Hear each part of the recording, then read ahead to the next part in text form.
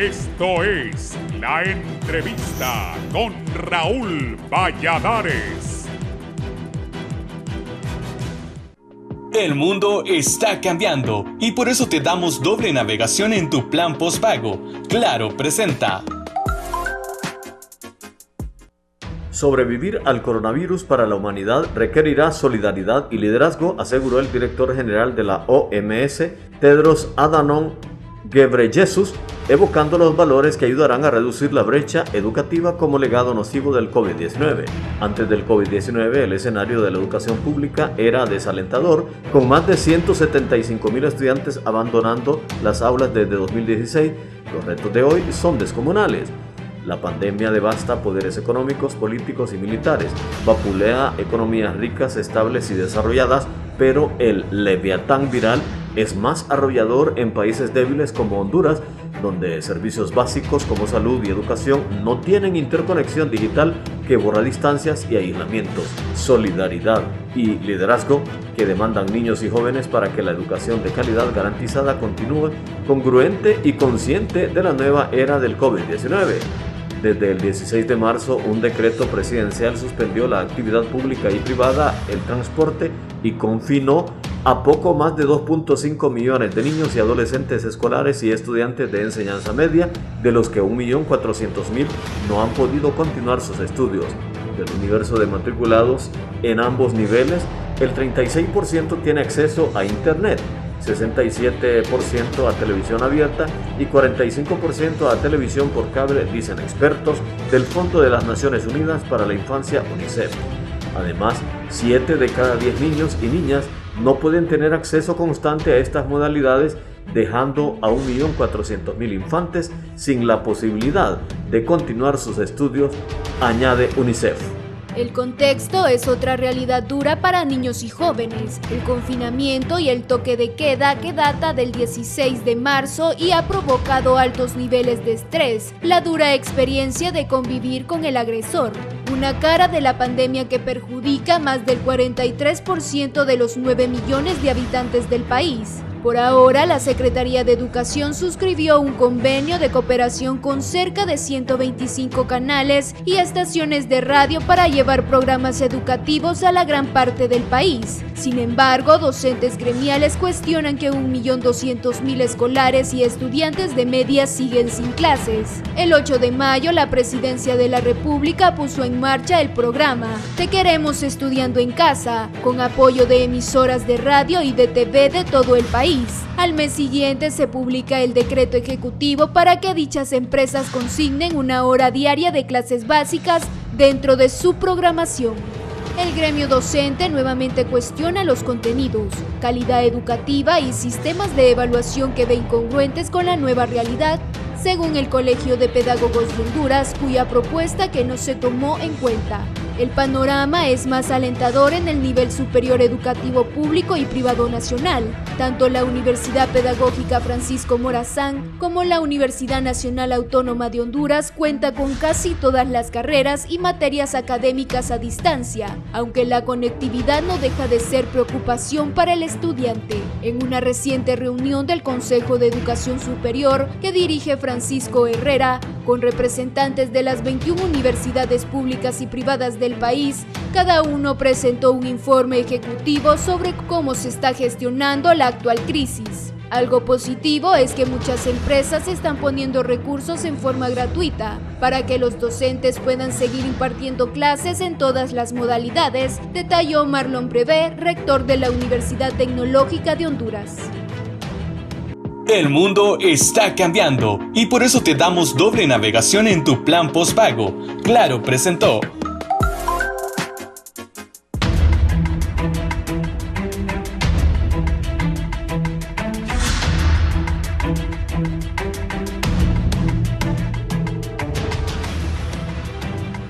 Buenos días, gracias por estar con nosotros en la entrevista, cerrando la semana. Hoy es el último día del séptimo mes del 2020. Es 31 de julio ya y seguimos en confinamiento, con preocupación. Los casos de contagios no paran, al igual que las muertes de compatriotas en el país producto de la pandemia del coronavirus. Datos, por favor, Eddie. 41.426 casos que son los reconocidos por Sinajer. Los médicos dicen que son muchísimos más. Total fallecidos, ya superamos los 1.000, son 1.312 datos de Sinajer y recuperados 5.443. O sea, la situación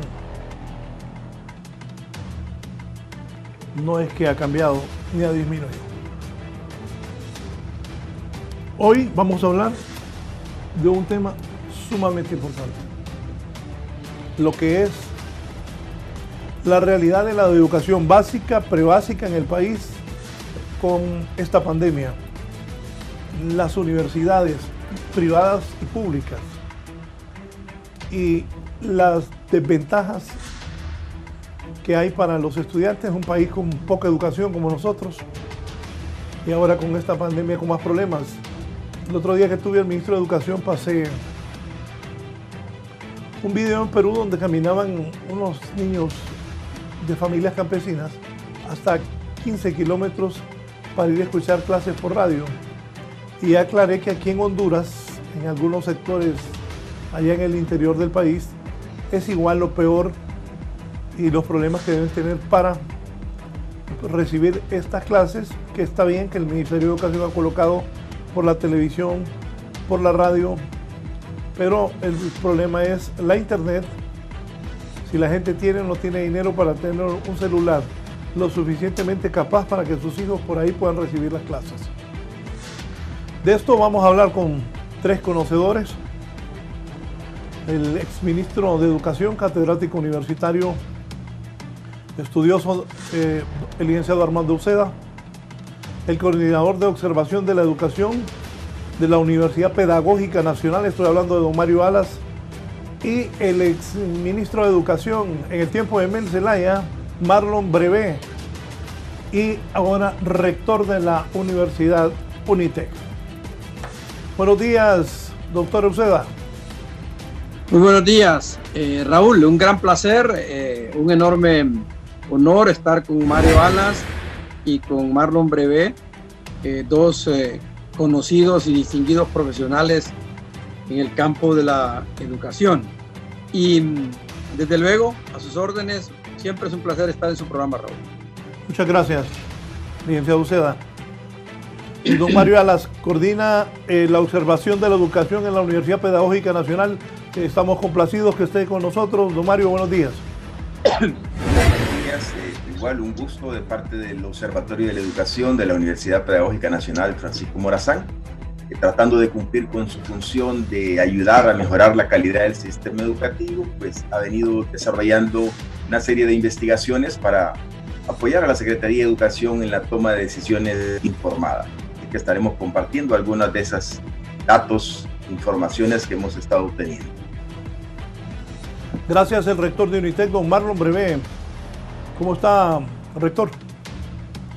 Buenos días, licenciado Valladares. Gracias por permitirnos compartir un espacio aquí con dos personas muy conocedoras del tema educación. El doctor Armando Uceda, connotado físico de la Universidad Nacional Autónoma de Honduras y el viceministro de Educación, y el doctor Mario Alas, experto en temas educativos desde la Universidad Pedagógica Nacional Francisco Morazán y director del observatorio. Creo que hay que poner las barbas en remojo, hay que ver qué está pasando en todo el sistema, desde educación prebásica, básica, media, hasta educación superior, y estamos cumpliéndole a la sociedad hondureña. Así que adelante para tener una comparecencia ojalá fructífera. Gracias, Raúl, por invitarnos. A los tres, iniciemos. La realidad de la educación básica y prebásica en el país con este coronavirus, lo que ha pasado hasta hoy, último día del mes de julio, y lo que está por venir en lo que resta de este 2020. Inicio con el doctor Uceda. Muchas gracias, Raúl. Siempre está la tentación de culpar a este coronavirus de la situación difícil que estamos viviendo en educación, pero hay que reconocer que estructuralmente ya el sistema estaba bastante dañado. El mismo observatorio de la Universidad Pedagógica Nacional lo había hecho público, la misma Secretaría de Educación, las estadísticas del INE y las estadísticas de la UNESCO, para mencionar algunas, Banco Mundial, señalaban que la situación del sistema educativo era precaria. ASJ, días antes de iniciarse la pandemia, hizo una publicación dando cifras también donde números alarmantes de jóvenes en edad escolar habían sido expulsados del sistema y estaba proponiendo una nueva matrícula cuando en eso se vino la pandemia. Dicho esto, hay que señalar que en el contexto iberoamericano tampoco estamos ocupando, antes de la pandemia, una posición de privilegio en las pruebas internacionales y no digamos a nivel mundial. La llegada del COVID acelera la crisis porque nuestro sistema educativo, como la mayoría de los sistemas educativos del mundo, por no decir la totalidad, están basados y cimentados en la presencialidad. Es decir, no nos vamos a engañar, yo deseo fervientemente que vuelva el sistema a funcionar con los niños en clase, con sus profesores, porque la tecnología va a ser un gran auxiliar, que era un gran ausente, pero necesitamos una escuela con niños corriendo, con niños jugando, con niños socializando, con maestros orientando, y que esa convivencia necesaria no puede no puede desaparecer ni prolongarse por mucho tiempo su ausencia. No estamos preparados para mediados de mayo. En el mundo, 1.500 millones de niños y jóvenes fueron sacados de las aulas escolares. Ha regresado, según las cifras últimas que estoy consultando, más o menos unos 500.000 estudiantes han regresado a algún tipo de actividad, básicamente educación superior, ¿verdad? Educación básica sigue confinada, y el número suena fácil, pero 1.500 millones es una cantidad enorme de personas. Es decir, 7 de cada 10 niños en el mundo no está con posibilidad alguna de ir a la escuela, a ninguna forma de educación. Entonces, en el caso nuestro, aparece todos estos convenios y toda esta posibilidad de usar tecnología, lo cual se puede aplaudir. Pero usted puede tener a la BBC de Londres, a la Fundación Nova de Estados Unidos. Usted puede traer de otro planeta, si quiere, productores de los mejores guiones y de los mejores programas educativos, y tendrá un gran emisor, pero si no hay un gran receptor, que solo es posible que emisor y receptor puedan producir el fenómeno de educación si hay un gran mediador, y ese mediador es el docente. Entonces, en Honduras, hasta este momento, la gran falla capital es que no hemos podido sentar al gobierno y los docentes en el mismo tren de viaje para que puedan entender, atender y resolver este problema. Sin los docentes, antes del COVID, durante el COVID y después del COVID, no va a ser posible tener una educación básica de calidad. Y la confrontación, por cualquier razón, no tiene ningún sentido. Es notorio, Raúl, yo he estado participando en reuniones que el gobierno ha visto con extrema indiferencia el aporte que pueden dar los maestros. En este tiempo de crisis no podemos andar con paños tibios. Y han tratado de entender muy rápido, porque su dirigencia es muy joven, muy novel, muy novata del Ministerio de Educación en esto. Han tratado de entender, poner su esfuerzo, su talento, para entender las soluciones tecnológicas. Pero lamentablemente se necesita una pedagogía crítica digital. La palabra digital sola no funciona. La palabra pedagogía sola se quedó en el siglo XX. La palabra pedagogía crítica se quedó con la reivindicación de los grandes pensadores como Paulo Freire. Se necesitan las tres cosas.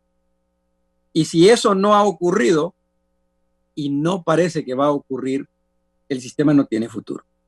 Yo creo que hay que reconocer que se hacen esfuerzos, que se transmite por la televisión. Yo hago esfuerzo de entender lo que están diciendo para que aprendan los niños. Y créamelo, que no es fácil. Hay especialistas en mediación pedagógica que estudian toda una vida para entender cómo un contenido se va a dosificar para llegar a los niños.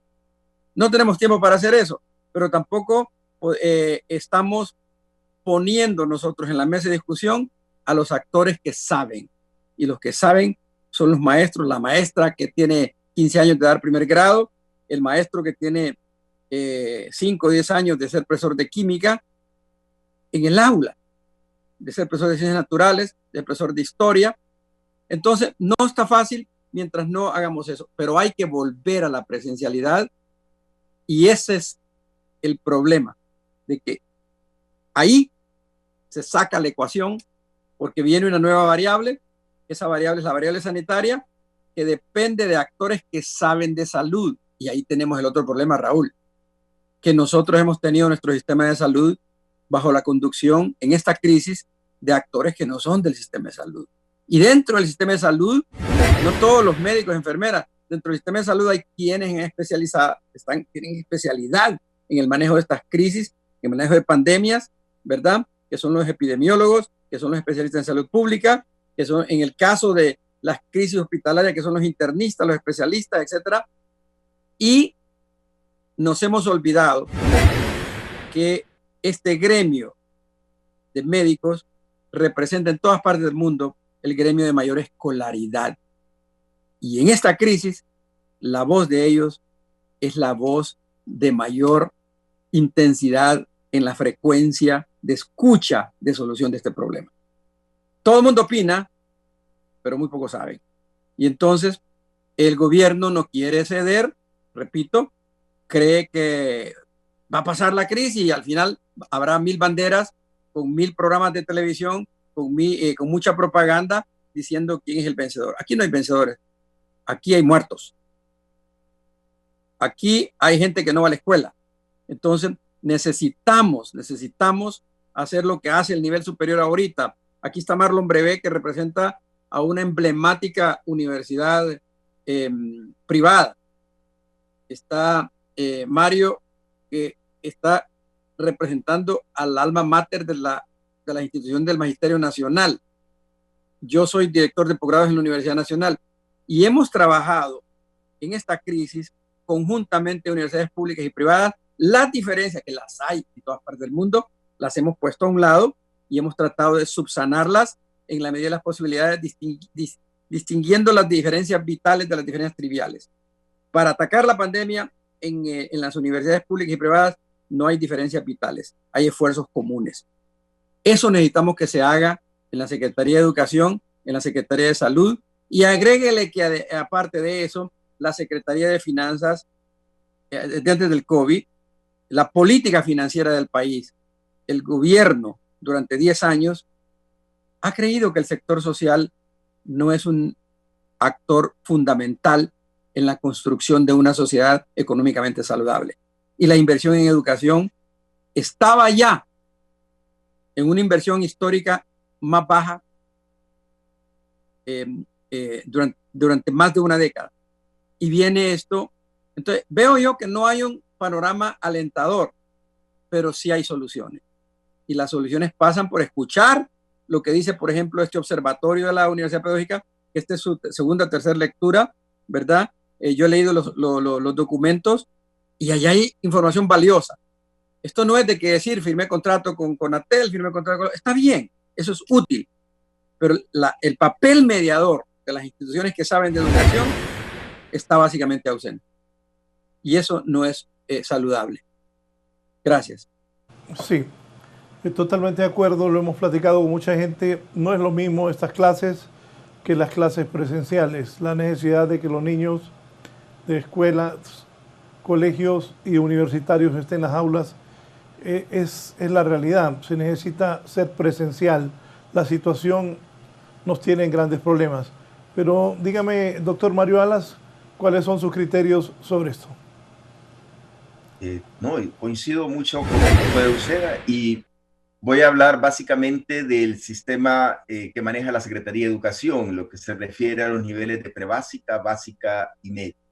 Creo que me voy a meter en el tema de educación superior porque tenemos dos de los mayores expertos del país, reconocidos nacional e internacionalmente, y mejor que ellos aborden el tema de educación superior. Pero en una plática reciente con el profesor Ramón Salgado, ex rector de la UPN, me decía que a partir de ahora, en los próximos años, los fenómenos sociales va a haber que analizarlos con 3 momentos. La situación previa a la pandemia, la coyuntura de la pandemia, que ya va a durar 1 año, bueno, llevamos 6, 7 meses, y las expectativas post-COVID, post-pandemia. Cuando el 11 de marzo se declaró la pandemia a nivel mundial, empezaron a cerrarse los sistemas educativos que, como bien lo decía el doctor Armando Uceda, no estaban preparados para prescindir de la presencialidad. De hecho, en PISA 2018 se señala que apenas un par de países en Europa están listos para tener todos los materiales en forma virtual. En el resto del mundo no estaba lista la educación básica y media para pasar a la virtualidad. Pero cada país enfrentó el reto del cierre de los centros educativos a partir de sus condiciones previas. Y aquí coincido plenamente con el doctor Armando Uceda. Es que Honduras tenía ya una década en la cual el financiamiento ha venido cada vez disminuyendo como porcentaje del PIB y todos los indicadores básicos de educación han venido retrocediendo. Señalo 4 para decir algo que es realmente vital. Se dice que un sistema educativo es eficaz si tiene a todos los niños, a todos los menores en el sistema y los está haciendo aprender. Pues nosotros ni tenemos a la gran mayoría y tampoco estamos logrando que aprendan. Le digo, ya en el 2019, un boletín educativo que publicó el observatorio, se señalaba que de 2.9 menores entre 3 y 17 años, según la ley deberían de estar desde los 3 hasta los 17 años en el sistema, solo habían adentro del sistema alrededor de 2 millones.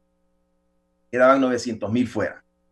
Y al revisar las estadísticas desde el 2014 hasta el 2020, hemos venido perdiendo un promedio de 20,000 estudiantes cada año. Teníamos 2.020.000 en el 2014.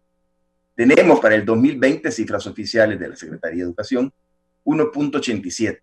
Es decir, hemos perdido más de 120,000 estudiantes de básica y media en el lapso de los últimos 6 años. No estamos logrando que los niños ingresen al sistema, se nos están quedando por fuera, se nos están emigrando, etcétera, etcétera.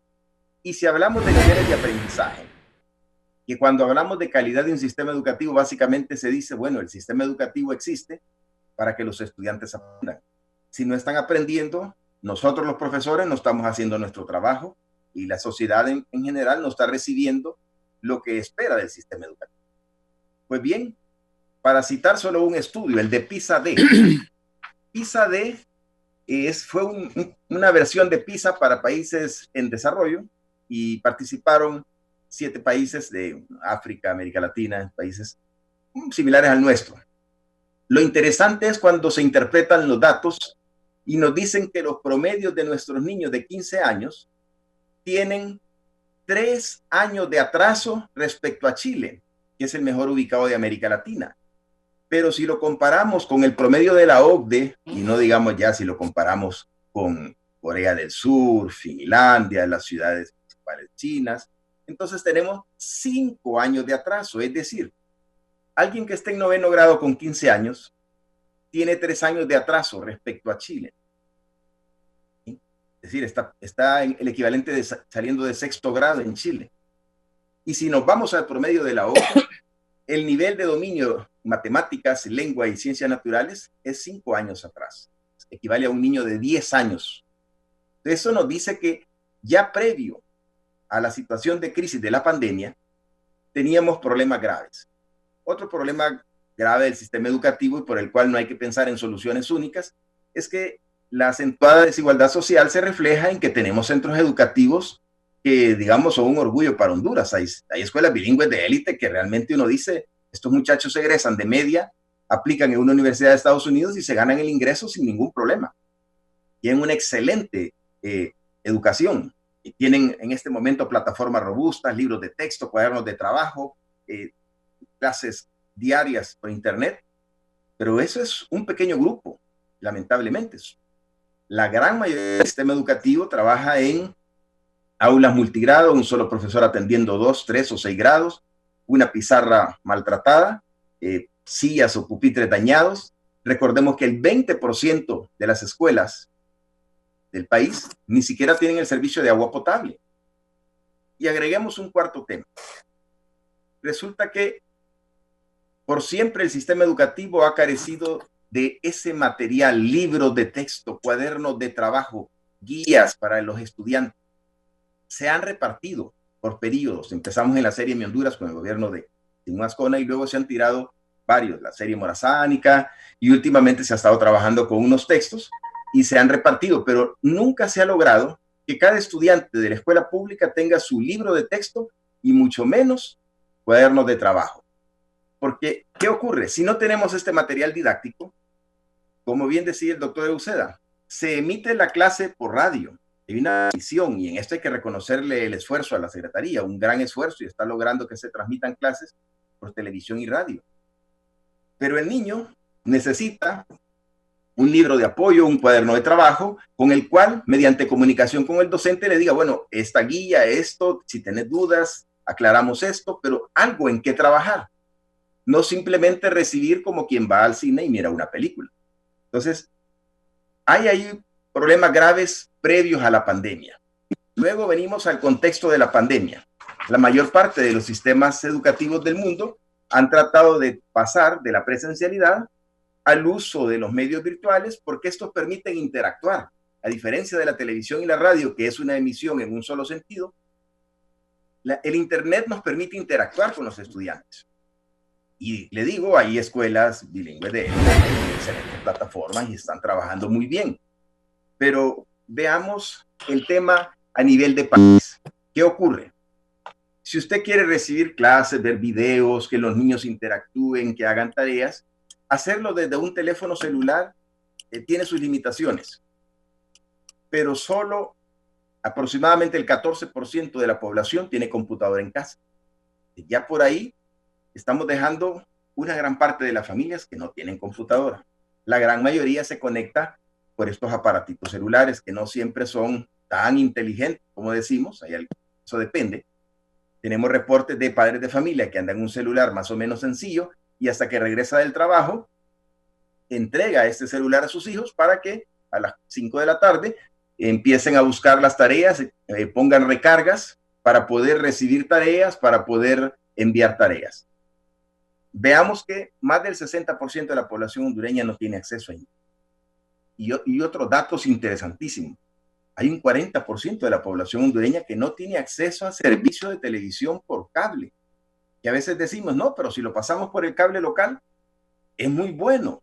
Pero todavía se nos queda un 40% que no tiene acceso a televisión por cable. Y un dato tremendo, aún nos puede parecer del siglo pasado, pero es de este siglo XXI.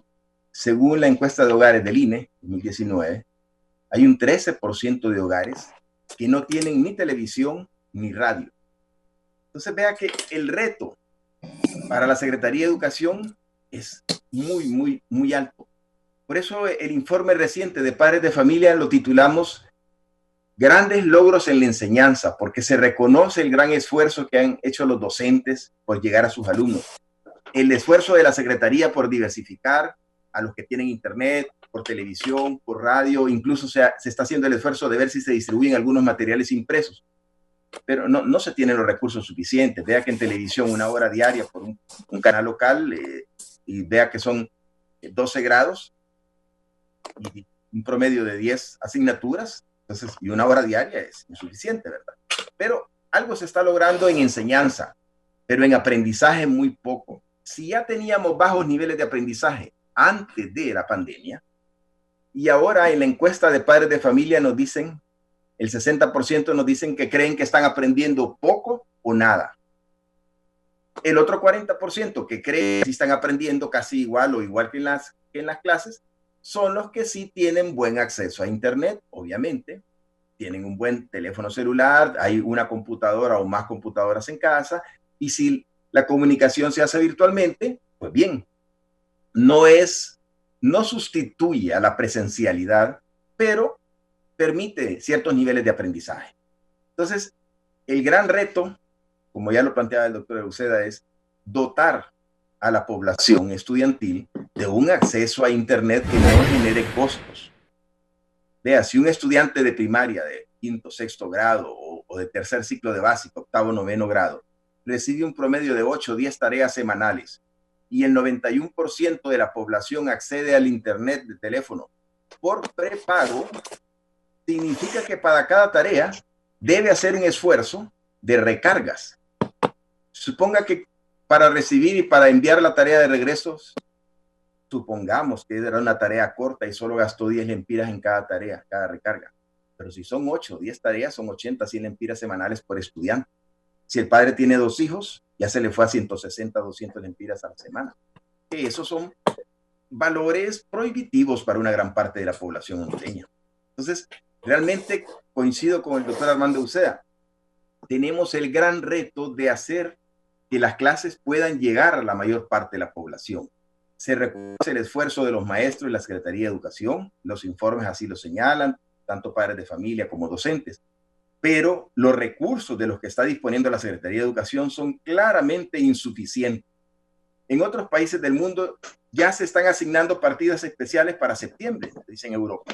Todas las secretarías de educación con partidas especiales para contratar más maestros, para mejorar las condiciones sanitarias de las aulas, para tener mejor trabajo con Internet. Pero aquí en Honduras lo que escuchamos es que no, que recortes, más recortes, incluido educación y salud, que son vitales.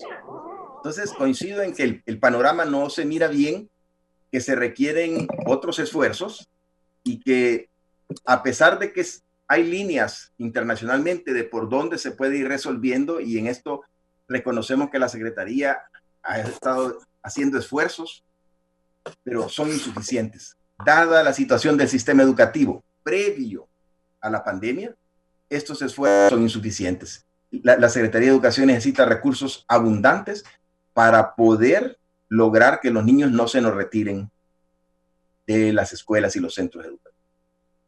Digamos que es una panorámica general del la situación coyuntural de ahora y el reto a futuro. Una última idea, el reto a futuro no es volver virtual todo el sistema. Es decir, uno lee internacionalmente y la educación básica no puede ser sustituida por la virtualidad. La educación básica exige que el niño esté presencialmente con el maestro, ese vínculo, el abrazo, el aprecio, el cariño, el elogio, el llamado de atención, pero además entre pares, los niños que aprenden a compartir, a competir, a ganar, a perder, a que lo molesten, a que lo incomoden, a defenderse. Todo ese proceso de socialización primaria de la escuela no puede ser sustituido por la virtualidad. Así es que lo que tenemos que pensar es cómo lograr que las escuelas tengan mejores condiciones para que regresen lo más pronto posible a un sistema gradualmente semipresencial escalonado. Pero hay que darle esas condiciones a las escuelas. Y para eso la Secretaría necesita recursos abundantes. Gracias, doctor. Voy ahora con el rector Marlon Brevé. Lo que ambos han dicho son cosas claras y sencillas y que se comprenden. Por ejemplo, eso que la gente no tiene acceso a Internet, que hay un 15% de computadoras, de gente con computadoras en el país, que a los padres les cuesta tener un buen celular. O sea, no es fácil. En un país como nosotros, el segundo más pobre en Latinoamérica, recibir clases virtuales para los niños de colegios y escuelas públicas, universidades, es mucho más difícil que de repente aquellas personas que tienen a sus padres que tienen un mejor ingreso económico que les permite estar en escuelas y universidades privadas, escuelas, colegios y universidades privadas. Doctor Brevé, ¿qué piensa usted de todo esto?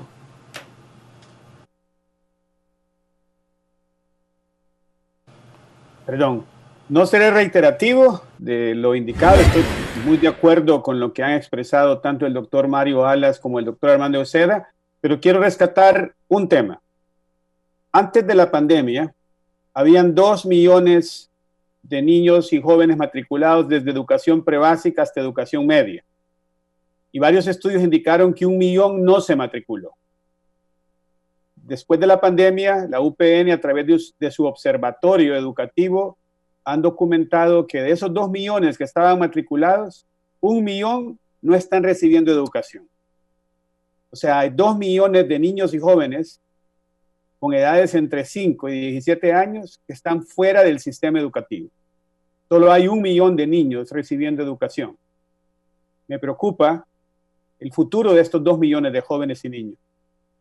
Y la pregunta lógica es, ¿qué va a pasar con los 3 millones de niños este año? Al millón que recibe algún tipo de educación de sus docentes, ¿se les va a promover automáticamente? ¿Van a perder el año? ¿Van a regresar a las escuelas en 1 mes, en 2 meses, dependiendo de cada municipio? Creo que tenemos que también apelar al liderazgo docente, a los directores distritales, directores de centros educativos, para que de manera local busquen soluciones con las organizaciones comunitarias. Creo que hay que volver a las raíces. Ya el Ministerio de Educación ha hecho un esfuerzo por que los niños reciban educación por la radio, por la televisión.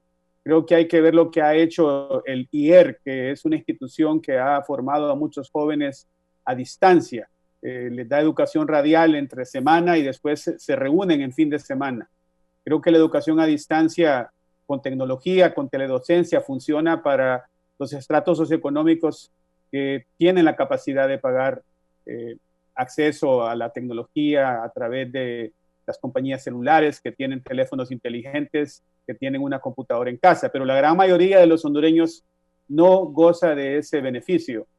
Varios expertos educadores a nivel mundial están pensando si la educación superior y la educación más bien ha agudizado la inequidad. Y yo había enviado este slide a los productores pensando que íbamos a hablar de educación superior, y creo que es el momento para que compartamos algunos consejos que nos dio el doctor Francisco Marmolejo, que fue coordinador de la educación superior en el Banco Mundial y que ahora es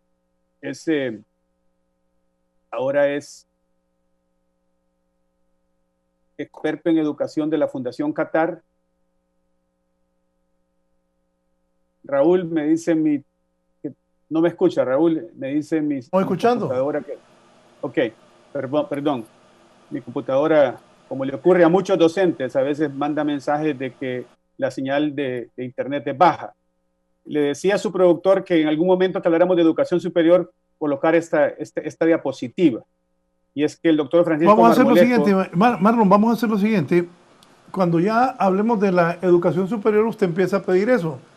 Pero antes le voy a poner esto porque usted fue ministro de Educación. No, después de la pausa lo voy a poner. Pero dígame, ese problema que tiene la mayoría de los hondureños, doctor Brevé, que han planteado la dificultad que hay para recibir clases virtuales para la gente muy, muy humilde y que lucha porque sus hijos reciban las clases, el pan del saber. Con su experiencia, que conoció el país, que fue ministro de Educación, ¿qué ha analizado de lo que está pasando? Creo que es importante la organización comunitaria. Creo que es importante que los patronatos, las asociaciones de padres de familia se organicen y que de alguna manera utilicen los materiales educativos para que los niños se lleven esos materiales educativos a sus casas, que los pocos textos que ya estaban en los centros educativos estén en las casas. Creo que es importante que haya acompañamiento a distancia, que tal vez a través del celular, de canales de comunicación como el muy usado WhatsApp, el docente interactúe, y está ocurriendo, pero si no hay acompañamiento de los padres de familia para que los niños hagan tareas, es difícil que el niño aprenda. Un concepto que creo que está agarrando mucha fuerza es el concepto de la escuela en casa, donde el padre de familia se responsabiliza por darle seguimiento y por inclusive convertirse en el maestro de sus hijos. Eso viene de muchísimos años atrás. Creo que la educación radial es importante. y la educación televisiva abierta, porque como decía el doctor Alas, la educación por cable no llega a toda la población hondureña y en muchos lugares no llega la televisión de señal abierta, entonces la radio es clave. Pero creo que como la radio es unidireccional, tenemos que tener sesiones de acompañamiento de los padres de familia en comunicación con los maestros, para que los padres de familia se aseguren que los niños están haciendo lo que les están pidiendo la radio, lo que les está pidiendo la televisión, lo que les está pidiendo un docente a través de WhatsApp. Sí, quiero compartirles esto para que hablemos de escuela primaria. Eddie, te envié un video ahí, si lo puedes colocar, es de lo que hablaba yo de los niños peruanos. Al ver este video, creo que los cuatro conocemos el interior del país y la pobreza que existe en Honduras, en los lugares más alejados, donde ir a una escuela es bastante difícil. La infraestructura de las escuelas en el interior del país todavía siguen siendo precarias. Niños en el suelo, niños recibiendo clases bajo el sol, debajo de un árbol, sentados en las piedras, son parte de la realidad de la educación primaria en el país. Eddie, ¿lo tenés? Porque esto dificulta todo. Y vamos a ver este video y luego le voy a preguntar a mis tres invitados, al doctor Bebé, al doctor Eusebio y al doctor Alas, si esto es en Perú, ¿cómo será en Honduras? Vamos, Eddie.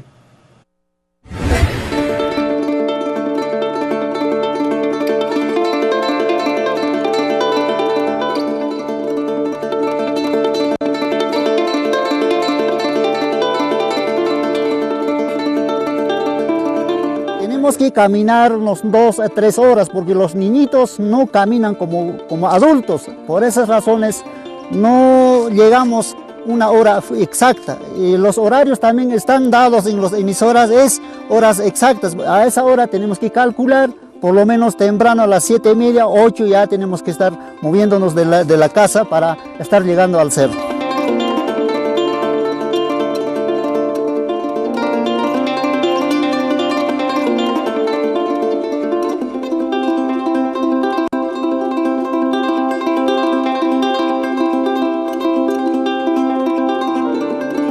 Nuestro problema de los estudiantes es que no hay comunicación de los móviles telefónicos y tampoco por radio y por el internet.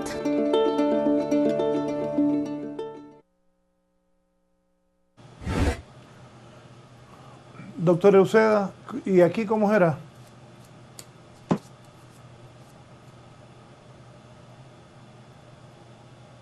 Doctor. Sí. Es que no se oye su voz. Que aquí cómo será, ¿les vio el video? Sí. Mire, para mí, yo estoy seguro que usted puede hoy mismo irse a cualquier comunidad rural de Honduras y va a ver esos escenarios. Cuando en el gobierno del presidente Carlos Roberto Flores se creó Proeco, a mí me tocó como director ejecutivo del proyecto, junto con un equipo extraordinario, ir a muchísimas comunidades rurales de Honduras y el escenario no ha cambiado mucho. Eso fue cuando le dimos vuelta al siglo, pero el escenario no ha cambiado. La dificultad está ahí y el deterioro, tal como lo señaló el doctor Mario Alas, el deterioro en la infraestructura, que es otro tema que no hemos tocado, es enorme. La inversión que tiene que hacer el Estado es muy grande y con estos problemas que hay, compañeros, de que se crean fideicomisos y luego hay tanta mano interviniendo para construir un aula que los campesinos la hacen a la mitad del precio o a la tercera parte del precio. El país no va a poder reconstruir su escenario educativo. Proeco tuvo eso, un aula que al Fondo Hondureño de Inversión Social le costaba 150,000 empiras, los campesinos la hacían con 45, 50,000 y ellos ponían parte de la mano de obra, administraban el dinero y regresaban dinero, cemento, material. Entonces, y si al fin le costaba 150, cuando había servicios privados, se duplicaba. Entonces, cuando nosotros vemos este escenario de administración pública que tenemos, ¿verdad? Yo no le miro posibilidades a una reconstrucción sana de la infraestructura. Y para que esos niños no tengan que viajar tanto y estar en situaciones tan difíciles, nosotros necesitamos darle poder, no darle poder, respetar el poder real que ya el pueblo le dio a los actores locales, a los alcaldes, a los patronatos, a las organizaciones religiosas, organizaciones no gubernamentales que hay en las comunidades. Ella, y no el gobierno central, son los llamados a levantar los servicios educativos con los actores locales para que el dinero rinda. Al gobierno central le queda, es muy importante, una normativa sana, garantizar que esa normativa se cumple, que la ley general no sea papel mojado, pero necesita que los actores locales, los maestros, los padres de familia, los alcaldes, los diputados, los actores locales, los regidores, los líderes religiosos de distintas denominaciones, los líderes de las ONGs, actúen. En todas partes del mundo la educación preescolar está en manos de los actores locales. Los gobiernos se han desentendido. Honduras no es la excepción. Tampoco caer en el extremo de que bueno, ahí aprenderán los niños. No es así. Mientras nosotros estamos diciendo eso, hay niños de 7 años en Estados Unidos, y yo los he visto, programando computadoras. 7 años. Y nosotros tenemos centros de cómputos con llave y un montón de cosas. Doctor, pero soluciones aquí para Honduras, ¿cuáles serían? No, actores locales. Ponga el dinero en manos de los actores locales. Mire lo que hizo ahorita el alcalde Alan Ramos. Alan Ramos siguió el consejo de reproducir los materiales educativos allá, ¿verdad? Y distribuirlos ellos.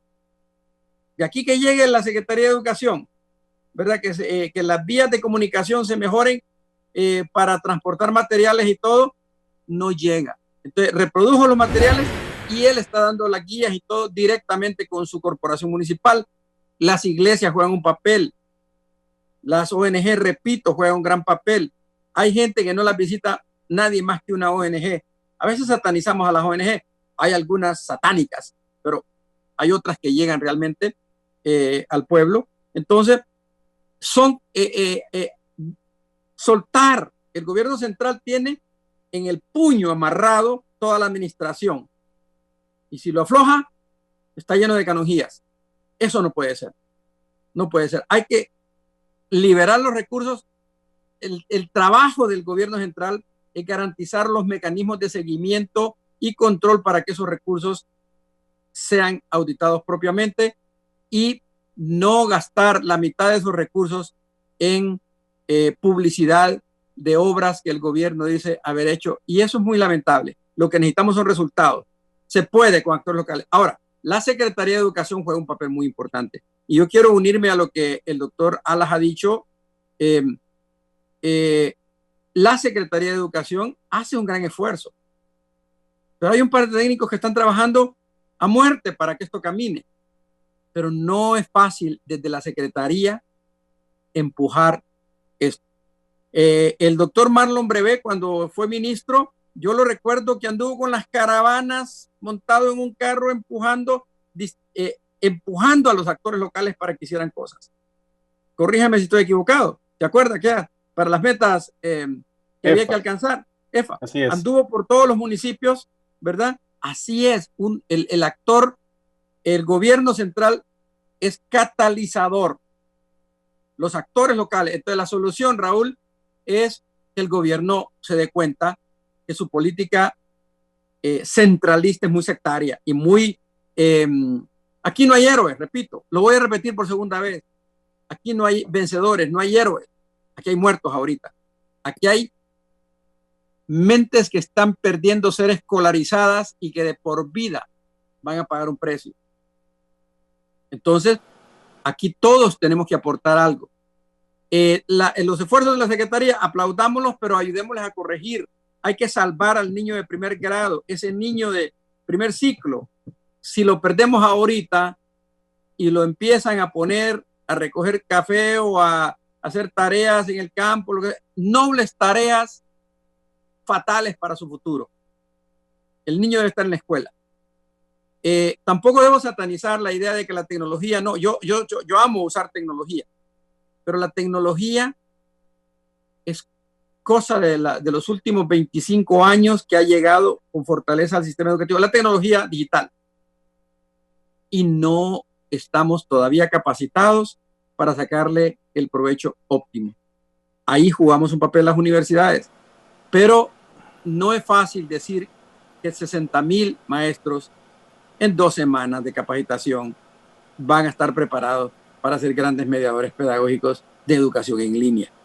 Lo que tenemos nosotros acá es una ensalada de cosas, la gente haciendo lo que puede para ver cómo hace entrega de servicios educativos.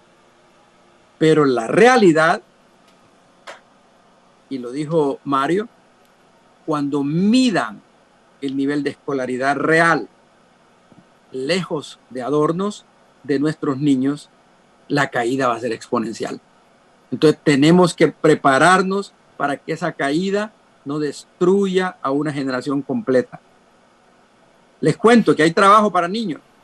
Ya hay vigilantes de 12 años en Tegucigalpa. Entonces, lo único que tienen que hacer es mandados.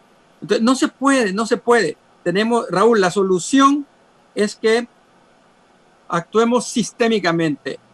Y uno de los nudos gordianos del sistema son los padres de familia, otros son los maestros y también la autoridad. Pero sin los maestros y sin la voluntad de los padres de familia, aquí no hay nada que hacer. Después vendrán las computadoras, vendrán las universidades con las grandes iniciativas. Pero si el actor local, ¿verdad?, no se le da el apoyo financiero necesario, Mario lo dijo, sin dinero no va a haber reforma educativa. Esto, miren, anoche me llegó un documento ayer de Canadá. Canadá es enorme. Y créanlo, los problemas que están discutiendo son los mismos. Es decir, vastas zonas donde lo hacían con tecnología, pero el problema, al problema educativo, Raúl, súmele el problema sanitario, que no está resuelto. Aquí es boletín contra boletín, redes sociales diciendo que murieron tantos, otros diciendo que no, etcétera, y no tenemos nosotros una estadística que objetivamente nos diga esta es la realidad de lo que está pasando. Entonces, si nos engañamos con atol, ¿verdad?, dado con el dedo, los muertos siguen apareciendo y es injusto que muera gente porque nosotros no tengamos una estrategia sanitaria apropiada. Aquí solo hay un responsable, ¿verdad?, de conducir esto, el gobierno. Pero hay 9 millones de responsables de que esto salga bien, cada uno de los hondureños, ¿verdad? Entonces, yo creo que el sistema educativo hay que poner un norte para volver a abrir las escuelas respetando medidas sanitarias reales, pero si no existían antes de la pandemia. Los servicios sanitarios eran una podredumbre en muchas zonas del área rural. Usted lo denunció a cada rato en su programa, Raúl. Es decir, que la condición de las aulas era tal que no era habitable para la docencia. Entonces, hay mucho trabajo que hacer. Si las manos están limpias, la voluntad está sana, hay respeto, ética, moral, entrega al trabajo, se recupera el sistema. Si no hay negocio de por medio, porque de cada ladrillo que compren la mitad se va a ir en coima, se recupera. Pero si el modelo que persiste es de que, como lo dijo un empresario una vez que lo grabaron,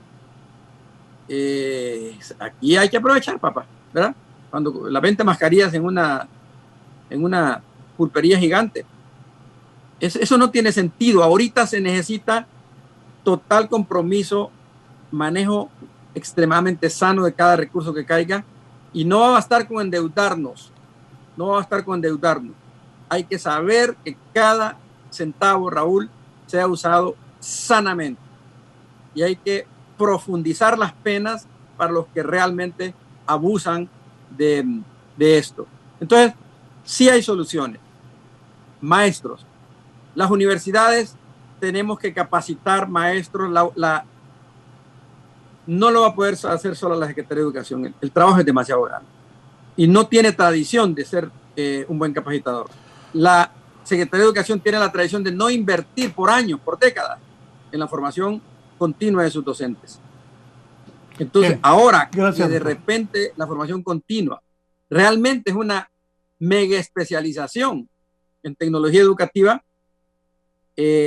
¿tienen elementos que saben de tecnología? Claro que sí, pero no para atender una población de 60,000 personas con diferentes necesidades. Una cosa es la necesidad de un profesor de primer grado y otra cosa es la necesidad de un profesor que esté en un colegio técnico o de un profesor que está en una escuela privada.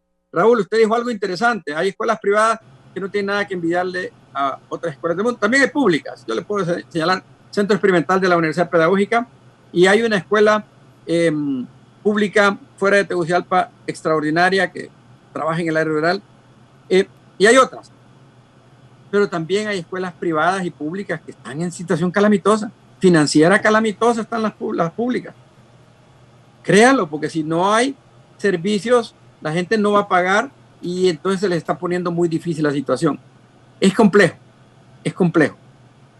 pero tiene solución. Bien. Doctor, por cuestión de tiempo, voy a ir a una pausa, pero antes aquí les manda a decir Juan Diego Zelaya, diputado en el Congreso Nacional por el Partido Nacional y uno de los estrategas de la campaña del doctor Mauricio Oliva, ex vicealcalde también. El mundo cambió, el futuro nos alcanzó y ya no tenemos tiempo que perder. La tecnología está cambiando todo y la pandemia aceleró todo, dice Juan Diego. Tenemos que cambiar de modelo y tenemos que hacerlo ya. El sistema de educación y de formación tiene que adaptarse. Va al nuevo orden económico mundial que es global y es digital. No hay tiempo que perder, no es mañana, es ya. En diciembre del 2019, 10 millones de usuarios de Zoom. En julio del 2020, 300 millones de usuarios de Zoom. Lo que iba a pasar en 5 o 10 años se está pasando en meses. Unitec ya está ofreciendo la carrera de inteligencia artificial, por ahí es la cosa. Pero bajo esos principios, a todo, agricultura, industria, campo, etcétera. Buenos días, me dice la diputada Johanna Bermúdez del Partido Nacional. Me encanta que estén tocando el tema. Realmente me preocupa porque el virus, que por cierto no discrimina a nadie, pero este virus ha venido a sacar lo bueno y lo malo de cada ser humano y por ende a recrudecer la discriminación de todo tipo. Yo he llegado hasta donde estoy por 2 razones, Dios y mi educación. Hoy está privada para nuestros jóvenes negros, garífunas, indígenas. Tenemos comunidades que aún no tienen luz eléctrica, entonces podrán acceder a esa miserable hora de clases que por cierto tiene serias deficiencias pedagógicas, porque usted no puede tener una dispositiva con 40 reglones, es antipedagógico. Luego, con el tema de las remesas, las comunidades garífunas que en gran medida viven de las remesas, no habrá dinero para comprar baterías para ponerle al radio. ¿Cuál es nuestra propuesta? Dice, 1, la Secretaría de Educación debe lograr que los maestros viven en comunidades y puedan utilizar la naturaleza y espacios al aire libre y reducir los grupos y acercar a los estudiantes a los maestros. Se está pagando, muchos maestros no están interactuando con los estudiantes, no porque quieran, sino por tema de accesibilidad. 2, educación debe reunirse con la iglesia, patronatos, radios comunitarias, etcétera, hacer alianzas para que nuestros niños garífunas e indígenas no se nos queden atrás, porque la brecha de desigualdad y la pobreza es peor y la única oportunidad que tenemos es la educación. Doctor Mario Alas, por favor. Voy a rescatar un elemento del video de Perú que usted nos pasó. Se fijó que los niños y niñas tenían material impreso, porque ellos caminan para recibir una clase por radio, pero simplemente escucharla como un mensaje unidireccional es insuficiente.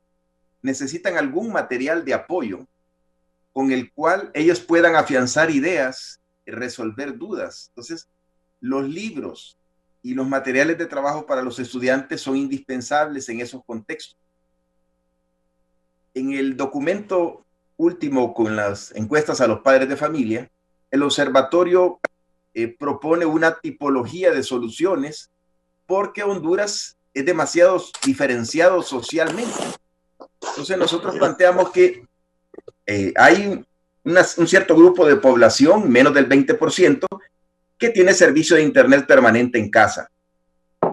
Eso es una condición muy importante para que los medios virtuales puedan servirnos, que los niños puedan acceder en cualquier momento a la red, recibir video, buscar en internet, leer, hacer tareas. Pero eso solamente es según la última encuesta, 18.5, no llega ni al 20%.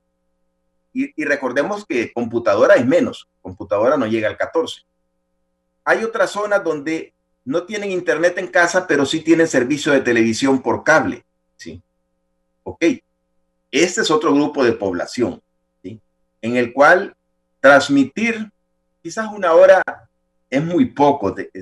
Aquí es cuestión de negociación con las transmisoras locales, con las cadenas de TV y esto, pero igual se supone que el Estado tiene algunos medios para transmitir por sus canales oficiales. Pero ese es otro medio que puede utilizarse y que se está usando, creo, todavía en forma insuficiente. Ahora, siempre hay un cierto porcentaje de población que anda por el 28% que solamente tiene televisión local y radio, que sería el caso de Perú. Para ellos los materiales impresos son indispensables. Si no tiene un material impreso de referencia, libros de texto o cuadernos de trabajo, entonces solo recibir la señal por radio realmente no hace un proceso educativo. Y recordemos que todavía nos queda un 13% que no tienen ni televisión ni radio. Entonces, aunque la tendencia internacional, el deber ser a mediano plazo debería de ser lograr que todos los niños del sistema accedan libre de cargos a link educativos, y los maestros también, por supuesto. Mientras eso ocurre, no podemos dejar por fuera a todos estos niños que no tienen acceso ni a televisión por cable y a veces ni siquiera a radio. Entonces se requieren otro tipo de esfuerzos. Ya comentaba el doctor Brevé, el ejemplo del IER es un ejemplo a analizar, a desarrollar, ¿sí? Ellos han venido trabajando por años en forma bastante buena con materiales educativos de apoyo y reuniones semanales. Entonces, hay que aprender de esas experiencias. Pero finalmente, como lo había dicho en mi intervención anterior, aún reconociendo los esfuerzos que la Secretaría de Educación viene haciendo a través de plataforma virtual de la Secretaría, televisión local, radio, realmente todavía es insuficiente. Nosotros estimamos que no menos del 40% de los estudiantes matriculados están teniendo muy poca comunicación o ninguna. Y esto es razonable por lo que planteaba. Si el 91% de los afiliados al servicio de telefonía móvil es por prepago y para acceder a internet para cada tarea hay que pagar por lo menos 10 lempiras, con 6, 8, 10 tareas semanales para un estudiante, el costo es demasiado elevado. Entonces, no es que los niños no quieran, no es que los padres no quieran. Vea que en la encuesta de padres de familia, el 40% de los padres dijeron que ven insegura la continuidad de sus hijos durante el presente año escolar. El 40% de los que todavía están, porque hay una parte que ya no está. Entonces, yo repito, la Secretaría está haciendo grandes esfuerzos, pero necesita recursos mucho mayores. En otros países se están haciendo asignaciones especiales, tanto a salud como a educación, para atender esta situación de pandemia. Pero aquí no hemos escuchado que se estén tomando fondos especiales para las condiciones sanitarias de las escuelas, para que en los municipios zona 1, donde hay muy pocos casos de infección, los niños puedan regresar si quieren forma semipresencial, ir unos el lunes, otros el martes, otros el miércoles, escalonadamente, pero se requieren ciertas condiciones mínimas. Hay un 20% de escuelas sin agua, hay más del 30% sin electricidad. Entonces, sin condiciones mínimas, ¿qué podemos pedir que regresen a las aulas si lo vamos a poner en riesgo? Entonces, hay una cuestión de prioridades desde el gobierno central. Y me parece que eso ya no es algo que dependa de la Secretaría de Educación ni de los maestros. Hay una cuestión de prioridades. Realmente la educación se considera importante o seguimos con la misma tendencia de la última década? Que el presupuesto de educación como proporción del PIB ha venido bajando año con año. Eso se ha mantenido. Y eso se refleja en un deterioro gradual, pero permanente durante toda la década. En esta situación de emergencia, si no se atienden con fondos especiales todas las propuestas que intenta desarrollar la Secretaría de Educación, los esfuerzos van a ser insuficientes y vamos a perder probablemente, como bien lo decía don Marlon Brevé, probablemente perdamos otro 1 millón de estudiantes que, claro, la solución fácil al final va a ser, bueno, aprobemos a todos los que estaban matriculados. Pero esa es una solución, digamos, ficticia. De hecho, en algunos países se está considerando, y ojalá que en Honduras se pudiera hacer una evaluación cuando se pueda, noviembre o febrero, hacer una evaluación de aprendizajes. ¿Para qué? Para diagnosticar cuánto dejaron de aprender de lo que debían haber aprendido durante este año, que ya era deficitario en los años anteriores, y a partir de ello diseñar programas remediales para los próximos 3 meses del siguiente año escolar. Porque no podemos simplemente aprobar y decir ya aprobaron y olvidémonos de lo que no aprendieron. Eso no es posible. El aprendizaje es gradual, ¿cierto? Entonces, se necesitan grandes esfuerzos. Como decía el doctor Armando Uceda, soluciones hay, pero ya esto está a nivel de gobierno central, no tanto de Secretaría de Educación. Se requieren fondos especiales, esfuerzos especiales, porque la situación es especialmente crítica. Me quedo hasta ahí. Sí, tengo un par de comunicaciones antes de darle la palabra al doctor Marlon Brevé Reyes. Me dice Manuel Sandoval: buen día, Raúl. Sobre el tema de hoy, a todos esos problemas con los que se enfrenta la educación vía remota hay que sumarle el problema de los cortes de energía, que son hasta de 6 horas en muchos municipios y cabeceras del interior del país. Saludos. No sé si todavía está en Cotepeque el amigo Manuel Sandoval.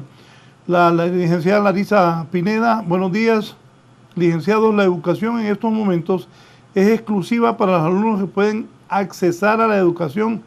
En nuestros días aún estamos esperando el apoyo de la Secretaría con los materiales escritos para la educación a distancia o la gestión del gobierno para que hayan paquetes de internet telefónicas accesibles para que los alumnos que cuentan con un celular puedan conectarse.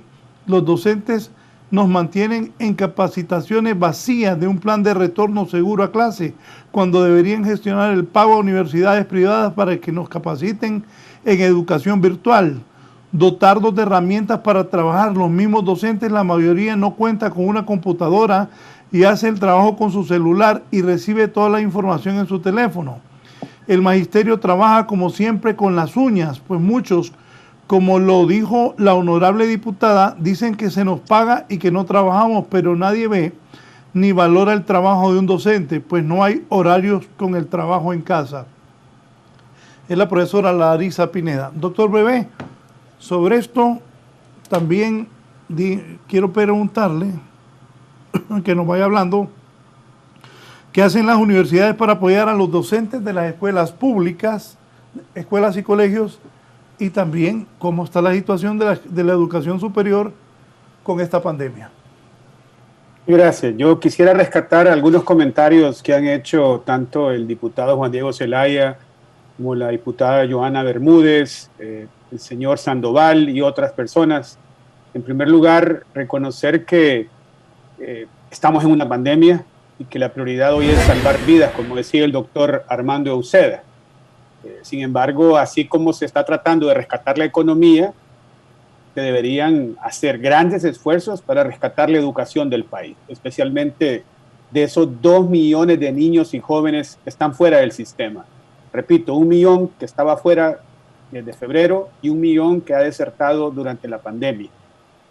Y ese 1 millón que sigue recibiendo educación está a un porcentaje pequeño, digamos unos 200,000, que es como una dicotomía. De ese 1 millón hay 200,000 que están recibiendo educación de calidad. Y ahí estoy de acuerdo con el diputado Juan Diego Zelaya. Hay instituciones que tienen tecnologías de punta, las virtuales, robustas, y ahí hay que usar tecnología. La nueva realidad es la educación digital. Cuando regresemos a las aulas, comenzaremos con educación semipresencial, pero la educación digital va a seguir. Y más adelante, yo creo que la presencialidad es clave. Yo no veo a niños de prebásica recibiendo educación virtual. Llama a Alexander. Educación de primera infancia es clave, la educación prebásica es clave. Por otro lado, dije que era una dicotomía, hay 200.000 que están recibiendo educación de calidad vía plataformas, hay 800.000 que gracias al esfuerzo de miles de docentes están recibiendo algún tipo de educación, a distancia, con materiales en sus casas, con seguimiento de sus padres, como decía la diputada Bermúdez, en algunos lugares ni electricidad y obviamente ni acceso a telefonía celular hay, y ahí, de nuevo, la organización comunitaria, el liderazgo local. Decía el doctor Euseda que el alcalde de Puerto Cortés, Hernán Ramos, se ha asegurado de imprimir materiales y hacerlos llegar a las casas de los padres de familia con el apoyo de los docentes. Y resalto la importancia de que los docentes residan en las comunidades para que ellos ejerzan ese liderazgo que se necesita en las comunidades para organizar a los padres de familia, para asegurarse que están acompañando a sus hijos, haciendo tareas. Y el año avanza y viene final de año. ¿Y qué vamos a hacer? Rescatar lo que decía el doctor Alas. Yo creo que hay que trabajar en diciembre y en enero. Si es necesario, y controló la pandemia, volver a las aulas de manera semipresencial, diciembre, enero, y nivelar a los jóvenes para que se aseguren aprendizajes mínimos. Sobre la pregunta de qué están haciendo las universidades, bueno, en el caso nuestro, una iniciativa de Unitec San Pedro Sula fue que se nos acercó la Dirección Departamental de Cortés. Y ahí el liderazgo de las autoridades de San Pedro Sula fuerte, y juntos, técnicos, expertos, especialmente en ingeniería, para tratar de diseñar un programa. Juntos diseñamos un programa, los técnico-pedagogos de la Dirección Departamental y la gente de Unitec, y lanzamos este diplomado de 24 horas a 150 docentes de centros de educación básica, de colegios de Cortés. Y ya tenemos una segunda edición y lo mejoramos, ya agregamos más pedagogía para medios, digamos, virtuales, con teledocencia, más herramientas pedagógicas usando tecnología. Y ya se acercó la Dirección Departamental de Francisco Morazán y lanzamos ese mismo diplomado la semana anterior y hay 160 docentes. Yo invito a las autoridades de la Secretaría de Educación para que se apoyen en las universidades. Hay 21 universidades, hay 16 universidades privadas, 5 públicas, siendo la líder de la Universidad Nacional Autónoma de Honduras, y obviamente que el alma mater del magisterio, como lo decía el doctor Euseda, es la Universidad Pedagógica Nacional Francisco Morazán. Que se acerquen, que nos juntemos, que logremos esa articulación entre la educación básica y media pública con la educación superior. Creo que la nueva realidad también va a exigir mayor formación al nivel técnico, a nivel de estos jóvenes que en 2 años reciben una formación que está relacionada al desarrollo económico del país.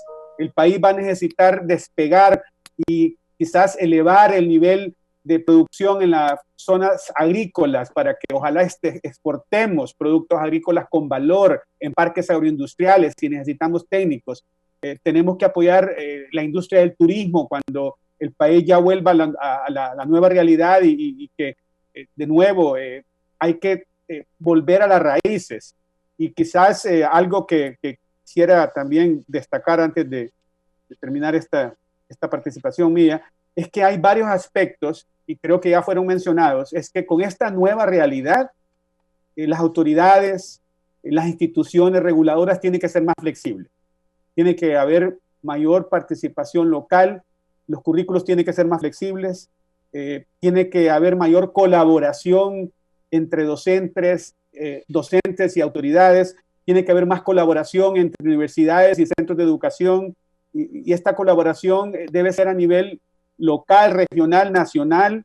Tiene que haber menos aversión al cambio, o sea, no podemos estar resistiéndonos a los cambios, a la influencia de la tecnología en la educación. Las escuelas, los centros básicos, los colegios tienen que ser más emprendedores, más innovadores, y tenemos que estar las instituciones de educación superior más conectadas a la realidad local y nacional. Creo que es un momento de reformar de verdad el sistema educativo, desde educación prebásica, básica, media, hasta educación superior, y responder a las necesidades del país, con una educación cívica basada en valores, pero también apuntando a los retos de la globalización, a los retos de elevar la competitividad del país y unirnos, porque de nuevo, la educación es el principal motor de la movilidad social ascendente. Y si no rescatamos esos 2 millones de niños que hoy están fuera del sistema educativo, el nivel de escolaridad de Honduras va a ser menor y esos jóvenes se van a convertir en una carga demográfica. En vez de ser un bono demográfico, van a ser una carga demográfica en un futuro. Y van a querer emigrar de Honduras. Necesitamos elevar el nivel, necesitamos unirnos, y yo felicito a los alcaldes, a los docentes que están en esas comunidades, en esos municipios, tratando de llevarle alguna educación a los miles de niños y jóvenes. Espero respuestas concretas porque ya hay poco tiempo. Ayer con Carlos Zelaya se hizo estas interrogantes. Acciones desde la Secretaría de Educación con respecto al año lectivo, escuelas y colegios. ¿Van a pasar a los alumnos? ¿Qué hacer con los escolares y estudiantes de media sin internet, televisión o radio? Ideas innovadoras. No hay un departamento para eso en educación. En Bolivia hay docentes que hicieron un pequeño robot que graba las clases, pequeño y con pila solar, lo llevan donde no existe comunicación. ¿En qué situación quedan las escuelas y colegios técnicos? ¿Qué certifica la calidad de educación en este momento? ¿Quién la certifica? Los accesos a contenidos. ¿Por qué demasiadas tareas? ¿Métodos de evaluación científicos o para salir del maíz picado? ¿Cuántos educadores reciben clases y cómo lo hacen? Diversos sectores temen que este año esté perdido. ¿Qué hacer ahora para enfrentar el 2021? Inicio con el doctor Euseda. Puntualmente, Raúl,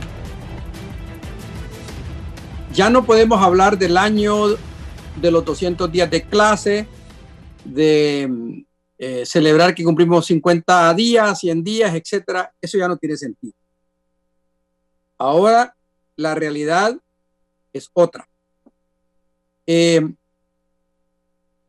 Concretamente, la Universidad Pedagógica Nacional, en una de las mesas sectoriales de educación, subsectoriales, submesas le llaman, del sector educación, está haciendo el Consejo Nacional de Educación, del cual son miembros las universidades públicas y privadas y varios actores adicionales.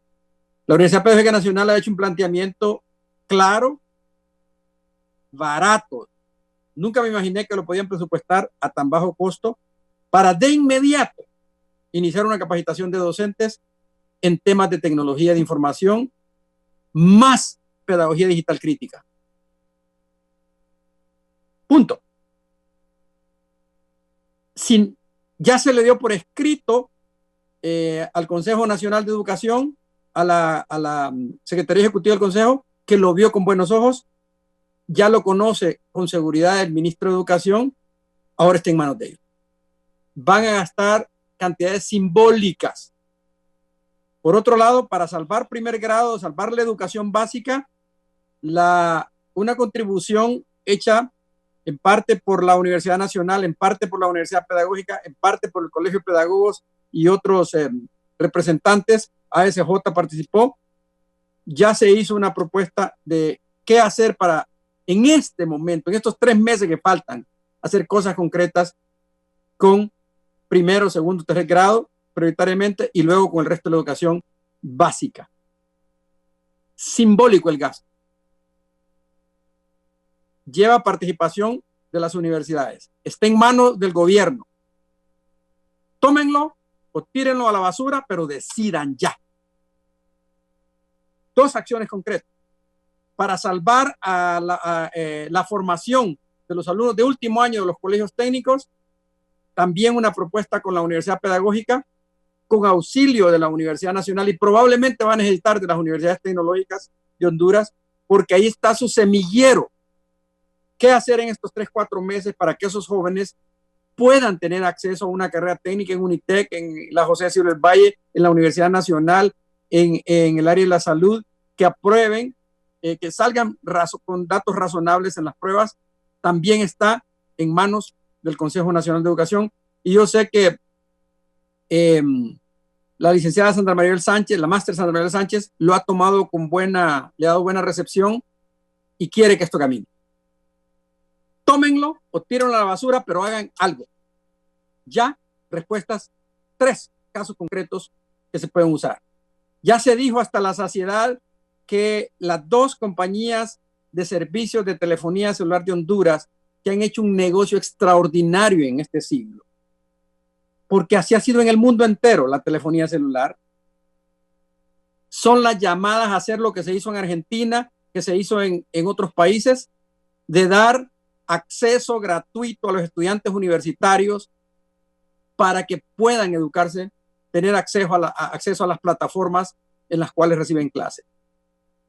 Si no lo quieren hacer, sigan gozando del privilegio de ser marcas exclusivas en el país, llénense de dinero, o bien cumplan con su responsabilidad social, y lo digo con nombre y apellido, las 2 compañías que pueden hacerlo realmente porque cubren el territorio nacional son Tigo y Claro. Ya Conatel nos dijo, bueno, que sí, que a lo mejor que sí, que se podría hacer, pero que no los pueden obligar. No, aquí no es de obligar. Si su cliente no se educa, en 10 años no van a tener quien les compre telefonía celular. Entonces, en la medida en que salven el sistema educativo, ustedes están sembrando en la semilla del cliente que va a poder disfrutar de los servicios. 4ª solución, háganlo.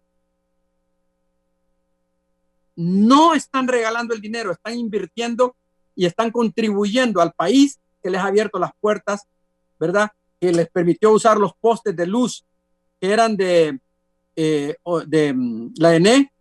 Háganlo. 4ª solución o 5ª solución. Entonces, soluciones hay, pero no nos engañemos, este problema rebasa al sistema educativo. Un economista, buen amigo mío, me escribía, el gran problema es que la solución escapa al tema educativo. Si la pobreza y el subdesarrollo persisten, las soluciones solo son parches, me dice mi amigo, pero no llegan a la raíz del problema. La raíz del problema es la pobreza crónica, que apesta desde hace varias décadas y que se va a profundizar más, porque en estas crisis el que más paga es el pobre. Entonces, Raúl, las medidas económicas para paliar la pobreza, ¿verdad? En ese sentido, dejémonos de cosas. Hay que auxiliar a la empresa privada para que se levante. Si no hay empleos, no hay dinero para que recolecte el Estado, y si no hay dinero para la educación, lo que la empresa privada debe hacer dádivas para la educación. No puede, no es su deber. El deber es del Estado constitucional. Entonces hay que dar esas facilidades. Y finalmente, hay ejemplos hondureños admirables. Nosotros tenemos escuelas extraordinarias públicas, como la escuela Mercedes Calderón, que yo miro en el Twitter, que le llega también a Marlon. Veo que don Víctor Manuel nos manda a los 2, Manuel Cortés. La escuela Mercedes Calderón está trabajando. En este momento está sembrando y cosechando, ayudando. Hay maestras voluntarias que le están ayudando a estos niños, pero no tienen computadora. Si tienen alguna computadora usada que no necesitan, regálenla a los maestros rurales. Para ellos es una joya. 6ª solución. Entonces, económicamente, si no hay dineros, este programa, Raúl, probablemente tenga poca utilidad. Pero yo creo que aquí se han dicho cosas muy buenas. Habló también Juan Diego de la clase política. Lo que él plantea, yo comparto mucho de ello, pero no solo es la careta tecnológica la que necesitamos. Necesitamos apoyar, Juan Diego, diputados de Honduras, diputados del partido de gobierno que han dominado el Congreso Nacional. Ustedes en los últimos 10 años le han cerrado las puertas al financiamiento de la educación pública en Honduras, y esas decisiones, apostándole a un modelo económico que en este momento no ha funcionado, son la causa principal del deterioro del sistema. Cambien, sean justos con el sistema social, no paguen deuda externa aumentando deuda social, porque ese es un pecado capital para un político. Eso, sus promesas hacen que Honduras continúe a perpetuidad gozando de una profunda noche. Si apoyan educación y salud, van a tener un ciudadano sano y educado, y en consecuencia, capaz de incorporarse al mercado productivo sin necesidad de que le subsidien nada. Aprendan de este error que han cometido. Están a tiempo. Gracias, Raúl. Gracias. Agradezco la participación del doctor Armando Uceda esta mañana. Mario Alas es un gran catedrático, es un intelectual, un gran maestro. Me dice la licenciada Maribel Bueso. Antes de... Voy a repetirle las preguntas al doctor Alas, pero aquí me están enviando, ¿tenés listo, Eddie? Los problemas que le han enviado a Larisa Pineda que tienen los alumnos. Profe, mire, yo no tengo pisto para comprar internet. A mi papá le toca pagar cuarto, comprar comida y muchas cosas más. Mi mamá ahorita no tiene trabajo. O sea que no has hecho tareas, le dice la profe. Sí, pero no todas. Sigamos. Hola Yari. Profe, no podré mandar tareas porque tengo un problema familiar. Ahí perdóneme. ¿Y cuándo la enviará? Profe, ahorita no sé. Dígame para ayudarle. Buenas tardes, profe. Yo tengo un gran problema. Mire que estábamos en el sur y agarró fuego la casa y se me quemaron todos mis cuadernos. No sé qué voy a hacer. Estefan, mire que estábamos... Hola, tranquila, todo tiene solución. Por ahora sigamos. Busquen qué escribir y hacer lo que ahora se le manda. Si no tiene, avise, la apoyaremos. ¿Algo más, Eddie?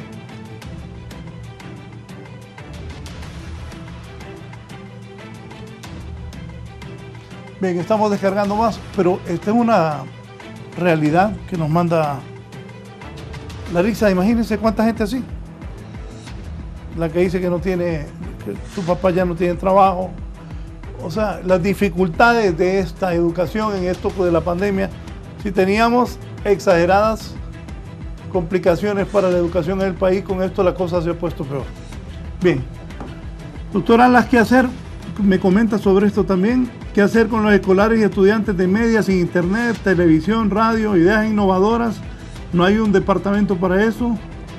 ¿En qué situación quedan escuelas y colegios técnicos? ¿Qué se certifica? ¿Quién va a certificar la calidad de educación en estos meses? ¿Los contenidos? ¿Por qué tanta tarea?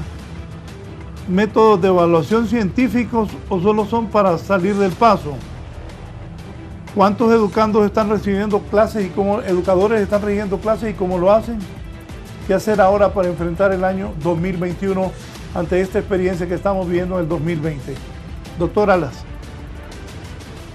Bueno, en primer lugar hay que recordar que esta es una situación que no había ocurrido a nivel mundial. Que no solo el sistema educativo hondureño está ante el reto de enfrentar algo inusual. Uno lee los medios europeos, sudamericanos y todos los sistemas educativos del mundo están enfrentando esta situación tratando de encontrar soluciones. Parte del trabajo es estar enterado de qué se está haciendo, qué tiene buenos resultados y qué no. Se ha desarrollado algo que se denomina educación remota de emergencia. Idea que lo de remota no sustituye la palabra virtual por casualidad. Es que el tema del acceso al internet no es un problema solamente en Honduras. Es cierto, Honduras con sus altos niveles de pobreza pues es más grave el tema. Pero es un problema común a todos los países subdesarrollados. Entonces, si bien es cierto que se ha buscado utilizar los medios virtuales para sustituir parcialmente la educación presencial, eso depende de las condiciones de conectividad de cada población en cada país. Algunos países, Argentina, Costa Rica, son ejemplos en los que han logrado que todos los estudiantes accedan a la red. ¿Sí? Ya lo decía el doctor Armando Uceda, se necesita que a nivel de Estado se llegue a algún acuerdo con las compañías para que el acceso a las actividades educativas de parte de los estudiantes, pero también de parte de los docentes, sea libre de cargos. No tiene que ser regalar el internet así general, es simplemente acceder al link de la Secretaría de Educación, donde toda esa actividad educativa de subir tareas, videos, guías, documentos, sea libre de cargos. Esos diálogos que usted pasó hace unos momentos entre estudiantes y docentes, nosotros recibimos por los compañeros, ex estudiantes, ex alumnos, les puedo decir que recibimos docenas todos los días. Por eso estamos al tanto de que la solución de tareas enviadas desde el teléfono no es viable en Honduras. Esas recargas son imposibles para muchos padres de familia. Por eso se propone una solución con una tipología, dependiendo del nivel de conectividad de las zonas, de los municipios o de los centros educativos. Hay que buscar diferentes tipos de solución. Están los que no tienen ni siquiera radio y televisión.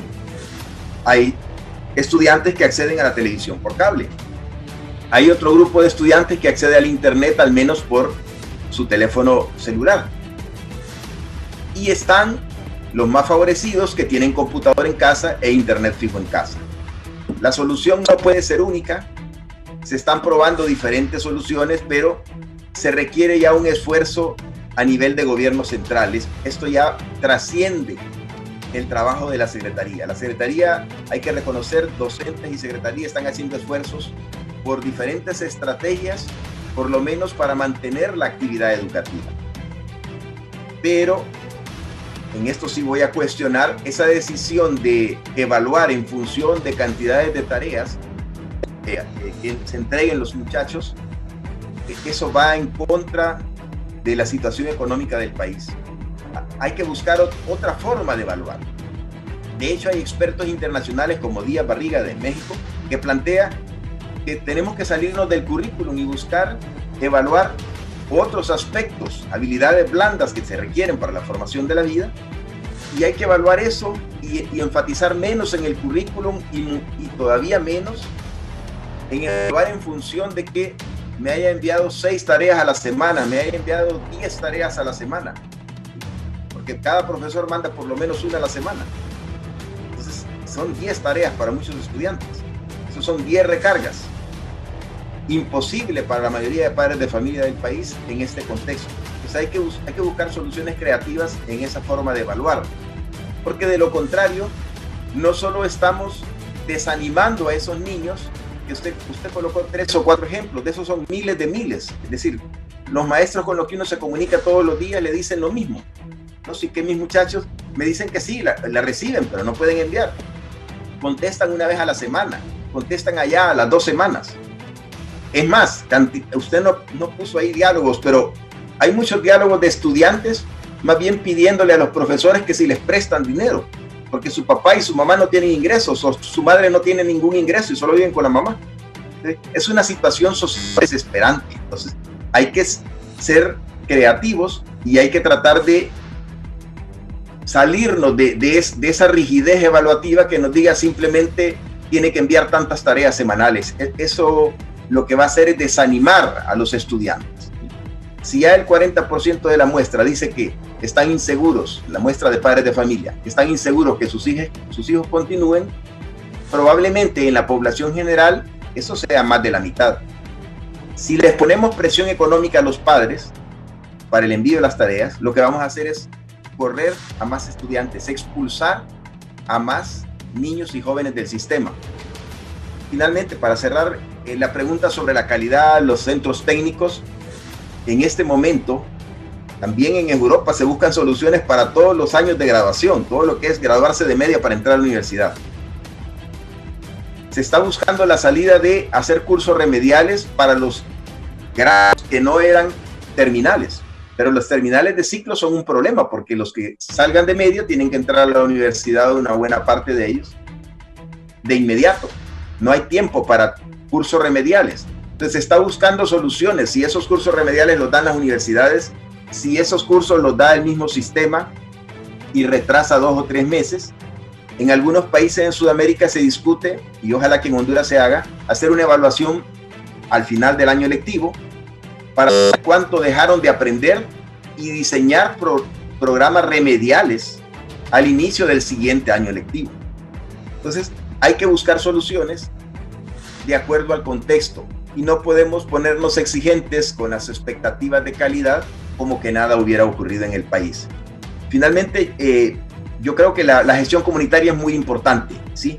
Pero hay que tener cuidado porque con frecuencia la gestión comunitaria cae en recargarle todo el presupuesto a los padres de familia. Y los padres de familia terminan pagando el muro, terminan pagando el vigilante, terminan poniendo para el piso de la escuela. Entonces, la gestión comunitaria es muy importante, pero que no se preste para que el gobierno central se desatienda de lo que es su obligación. Realmente, este problema de la educación trasciende la Secretaría de Educación, trasciende y se requiere ya un esfuerzo a nivel de gobierno central, de un apoyo presupuestario importante. De lo contrario, tendremos una generación perdida por un año o año y medio de educación esporádica, sistemática, etcétera, etcétera, que repito, no es culpa ni de los docentes ni de la Secretaría, sino que el contexto realmente de pobreza, de baja conectividad, le plantea retos muy grandes al sistema educativo. Solamente. Muchas gracias al doctor Mario Alas. Mucha gente me ha escrito diciéndome de la calidad de docente que es y de su calidad profesional. Le agradezco su comparecencia y agradezco que Marlon Brevé me ayudó a contactarlo. Aquí tengo una profesora que me dice, yo tengo mensajes de esos también. Triste, me dice. Ponelo, Eddie. Voy a poner uno.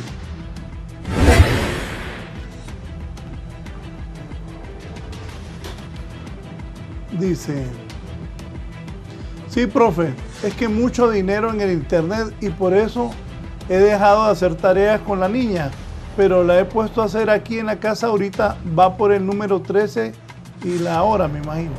Ah, eso sí, le dije a la profesora, la entiendo perfectamente. Ahí voy a ver cómo me pongo al día con ella. 3 semanas tengo de no ver las tareas. Sí, no se preocupe, le dije a la profesora. Hay canales que dan las clases. Yo le voy a mandar cuáles son y así usted trabaja con ella y tranquila porque entiendo la situación. Sí, profe, ahorita, como solo mi esposo está trabajando.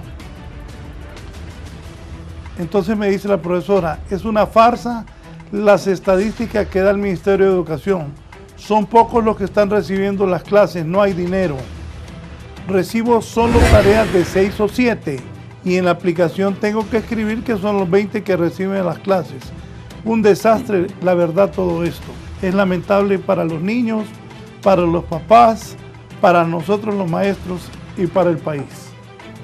Doctor Brevé, también le agradezco su comparecencia, sus conclusiones, recomendaciones y comentarios. Usted fue ministro de Educación. ¿Qué le deja a padres de familia, políticos? Qué bien que participó Juan Diego. La diputada Bermúdez también. ¿Qué decirle a esto? Y también la educación superior, Marlon, porque hay problemas con el internet, incluyendo a las universidades privadas, porque los estudiantes de repente tienen problemas. Y para el caso de ayer yo participé en algo de la Universidad Nacional y varios muchachos no pudieron ingresar, no tenían saldo. Esa es la realidad que tenemos en Honduras. Pero, ¿quién mejor que usted, doctor, para hacer las conclusiones del programa? Gracias, licenciado Valladares. En realidad es desgarrador leer esos mensajes y saludo a los miles de docentes, a los miles padres y madres de familia que están haciendo un gran esfuerzo porque sus niños no dejen de recibir una formación educativa en estos tiempos de pandemia. Quizás voy a resumir y voy a reiterar algunas palabras tanto del doctor Euseda como del doctor Alas. Creo que la solución depende del contexto y tenemos que emplear enfoques territoriales, como se conocen, donde las autoridades locales ojalá tengan liderazgo, los alcaldes, y que te aseguren que los materiales impresos están en las casas de los niños y jóvenes. que eso ayuda a que el docente interactúe con los padres de familia para que se aseguren que hacen tareas, que hacen ejercicios. La repetición de tareas logra aprendizajes. Al segmento que tiene acceso a la tecnología, yo creo que es tiempo, como ya se dijo acá, que ojalá hubiera lo que le dicen una dirección URL, donde las compañías telefónicas no cobren cuando se accede a esa dirección, que sería la plataforma virtual del Ministerio de Educación, y que entonces los docentes que están dados puedan acceder a esa URL y a todas las herramientas tecnológicas, a los canales donde hay teledocencia y recibir una educación. Es imperativo que se siga un ejemplo de países como Uruguay. En Uruguay, y con esto cierro, Raúl, está un proyecto que se llama Ceibal, parecido a la Ceiba, donde funciona muy bien. Hay millones de niños y jóvenes que tienen un tablet en su casa y que esta tablet está conectada a la plataforma como una intranet. Hay interacción, hay un canal de teledocencia tipo Zoom, y entonces el aula está en el hogar. Y no lo usaron para la pandemia, era complementario a lo que ocurría en el aula. Pero hoy esa es la escuela virtual. Y Uruguay ha sido uno de los países en Latinoamérica en que su educación, su sistema educativo no ha sido tan afectado como ha ocurrido en Honduras. Creo que es importante hacer esas evaluaciones a final de año, nivelar a los jóvenes, comenzar con una semipresencialidad en los municipios donde no hay casos de contagio y esperar que diciembre y enero sean meses de nivelarse para que el próximo año iniciemos una nueva realidad, ojalá con currículos más flexibles, con mayor colaboración entre la educación superior y la educación media y básica, y con mayor liderazgo de las autoridades locales y de los padres de familia, directores de centros educativos. Tenemos que reformar estructuralmente el sistema educativo. Y de nuevo, padres de familia, docentes, alcaldes, todas las ONGs, las iglesias que están apoyando, las universidades que también estamos apoyando, no podemos tirar la toalla con los 2 millones de niños y jóvenes que están fuera del sistema. Recuperémoslos, y al millón que está recibiendo, tratemos de mantenerlo conectado y que no interrumpan. Gracias, Raúl, por la invitación, y ojalá que sigamos trabajando la sociedad civil para que los docentes puedan seguirle dando clases a los niños usando cualquier canal, a distancia, tecnología, teléfono, etcétera, y que los niños no interrumpan su proceso de educación. Gracias. Muchas gracias al rector de Unitec, el doctor Marlon Brevé, participando esta mañana, junto al doctor Armando Uceda, y también ha participado el doctor Mario Alas. Muy importante la participación de estos 3 destacados hombres de la educación hondureña, y también las comunicaciones que hemos recibido, los testimonios que hemos dado lectura de la situación que viven maestros, padres de familia, y estudiantes, niños de escuelas y colegios en todo el país. Ojalá pues se vaya solucionando, que las autoridades de educación tomen las mejores decisiones, que tengan apoyo, que se busque colaboración de gobiernos de otros países desarrollados para superar este gran problema que tenemos con la educación base del futuro del país. Tenemos que salir de ese atraso en el que nos encontramos, que sigamos en el triste segundo lugar del país más pobre de Latinoamérica, y para eso es fundamental, prioridad, la educación.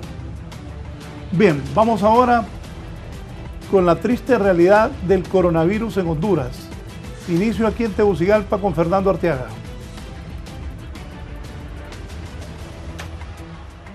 Gracias, licenciado Raúl Valladares y televidentes del foro La Entrevista. Lamentablemente continuamos reportando más muertes a causa del COVID-19, aunque en realidad los números en estas últimas 2 semanas han sido bastante diferentes que semanas anteriores. Precisamente aquí donde nos encontramos, en el Hospital Escuela, se reporta que han perdido la vida 4 personas a causa del COVID-19, y precisamente aquí se encuentra Juliet Chavarría, portavoz del principal centro de asistencia médica, para darnos más detalles sobre estas muertes que se reportan por este viernes. Muy buenos días, Fernando, a todos en el estudio, al igual que a los televidentes. Lamentablemente, como día a día estamos informando, para este día tenemos decesos, 4 personas han perdido la vida contra el COVID-19 y es lamentable. Estamos esperando pues llegar a ese día donde estemos reportando 0 fallecimientos por sospecha de COVID-19 y no solamente en este hospital, sino en los demás hospitales nacionales. También tenemos una ocupación de 115 pacientes que están recibiendo asistencia médica, entre ellos 21 en el área de emergencia y 5 que se encuentran en la unidad de cuidados intensivos. También a 4 personas más se les ha otorgado su alta médica. Muchas gracias a Juliet Chavarría por este resumen acerca de cómo se encuentra la situación aquí en el Hospital Escuela. Muy amable por siempre atendernos, por cierto. También tenemos que informar que en el Instituto Hondureño de Seguridad Social en el barrio La Granja, licenciado, se han reportado 3 muertes y 1 en el Hospital San Felipe. Aún estamos pendientes del reporte que realiza matutino el Instituto Cardiopulmonar del Tórax. Así que así están las defunciones, lamentablemente, por esta terrible enfermedad que ha venido a dejar luto en nuestro país. Con este contacto retornamos con usted. Bien, vamos ahora a San Pedro Sula con Herly Díaz, que tiene el reporte también. Y ya está saliendo el hospital móvil para Tegucigalpa. Lo van a colocar al lado del PANI, atrás del Tórax. Esto es aquí en el Boulevard Los Próceres, ahí por La Lara. Vamos a San Pedro Sula, Herly. Muchas gracias, licenciado Raúl. Efectivamente, durante las últimas horas, las autoridades de los diferentes hospitales públicos y también del Instituto Hondureño del Seguro Social aquí en San Pedro Sula están reportando 9 víctimas, 4 en el Hospital Leonardo Martínez, 3 en el Hospital Mario Catarino Rivas y 2 en el Instituto Hondureño del Seguro Social. Todas las nuevas víctimas oscilan entre las edades de los 60 a los 80 años de edad y por lo menos tenían 2 enfermedades de base según los dictámenes médicos. Al menos en el hospital Leonardo Martínez pues estaba abarrotado por familiares que estaban ya retirando los cuerpos de sus seres queridos que han muerto a causa del COVID. Todas las víctimas estaban en las salas de coronavirus donde atienden a pacientes graves y estables. En cuanto a los hospitales móviles, el de San Pedro Sula ya está en su totalidad con los 39 contenedores en el plantel junto al Hospital Mario Catarino Rivas en San Pedro Sula, y el de la capital de la República en este momento van en camino 16 de los 39 contenedores. A esta hora de la mañana ya están cerca del lago de Yocoa y alrededor de las 11 de la mañana estarán ya pisando suelo capitalino. Esto es lo que puedo informarle, licenciado Raúl. Vuelvo con usted. Bien, y en el campo de Parada Marte están esperando que lleguen los contenedores aquí a Tegucigalpa para después, me imagino, ir a instalarlo ahí a ese predio que han colocado al par del PANI atrás del Tórax. Víctor, en el campo de Parada Marte, adelante.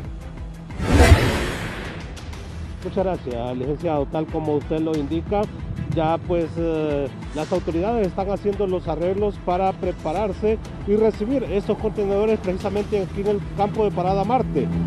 Luego de aquí seguirá la ruta para trasladarlos al plantel adicional al centro conocido como el Tórax, aquí en el Boulevard Los Próceres de la capital.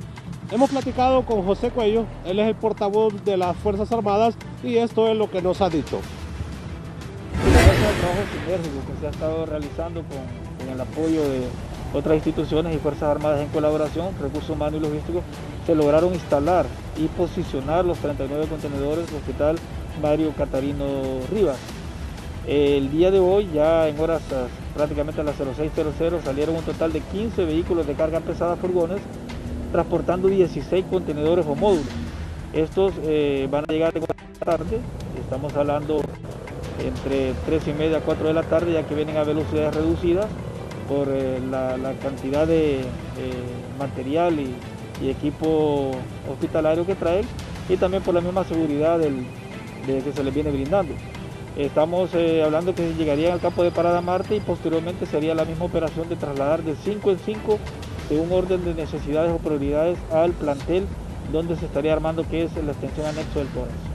Vamos hacia un fin de semana. ¿Cuál es el plan a partir de hoy, ya una vez llegando al campo de Parada Marte? Bien, se han reducido todos los espacios de tiempo, distancia, gracias a Dios por el arduo trabajo que se ha realizado. Los frutos ya se empiezan a ver de todo este trabajo. Y estaríamos hablando que el día, posiblemente el lunes, ya empiecen con la colocación y posicionado de los contenedores. Cada uno lleva una posición, algunos van agrupados o en chachas, otros individuales, y tienen que ir de acuerdo a la numeración. Posteriormente viene la fase de armado. La fase de armado es conexiones de agua potable, aguas residuales, eléctrica y otros insumos hospitalarios. Y la tercera fase podría ser ya las pruebas de campo, que esto estaríamos hablando casi de 1 a 2 semanas, primeramente Dios, salga programado lo que se ha venido realizando similar a San Pedro Sula. Sí, esto viene. Bueno, ya lo escuchó usted, licenciado, entonces va a haber que esperar después de todo este movimiento al menos 2 semanas más para hacer las pruebas de campo con estos famosos y cuestionados ya hospitales móviles. Así está el ambiente y así está la situación real en cuanto a esta enfermedad en el país, licenciado. Yo regreso con usted al set principal de la entrevista. Bien, qué bueno que ya se están instalando en San Pedro el primer hospital móvil y el segundo viene para acá. Y esperamos que la Comisión Interventora de INVESA haga un buen trabajo y traigan los 5 restantes hospitales móviles que ya se pagaron, porque el país los necesita. Cerramos con la nota internacional, nada bueno. Latinoamérica enfrenta triple crisis. Oiga bien, en Latinoamérica se enfrenta triple crisis por el coronavirus. Que estén bien. Buenos días. En los últimos 3 meses, la región de las Américas ha sido la más afectada en todo el mundo por la pandemia del coronavirus, provocando una crisis sin precedente que ha puesto en riesgo avances sanitarios logrados durante años y ha hundido la economía a su nivel histórico más bajo. Así lo declaró la Organización Panamericana de la Salud y la Comisión Económica para América Latina y el Caribe. En toda la región, incluyendo Estados Unidos y el Caribe, se han registrado casi 9 millones de casos de coronavirus y cerca de 350,000 muertes, según información reportada por los países a la OPS.